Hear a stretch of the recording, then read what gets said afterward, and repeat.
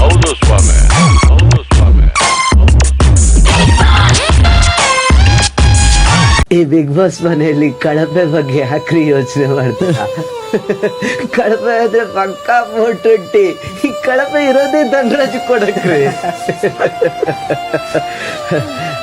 ಪ್ರತಿ ಶುಕ್ರವಾರ ಬಂದಾಗ ಆ ಲಿವಿಂಗ್ ರೂಮ್ ಅಲ್ಲಿ ಎಲ್ರೂ ಕೂತು ಒಬ್ಬೊಬ್ರು ಒಂದೊಂದು ಹೆಸರು ಹೇಳಿದಾಗ ಧನರಾಜ್ ಹೆಸರು ಬಿಟ್ಟು ಬೇರೆ ಯಾವ ಹೆಸರು ಬರೋದೇ ಇಲ್ರಿ.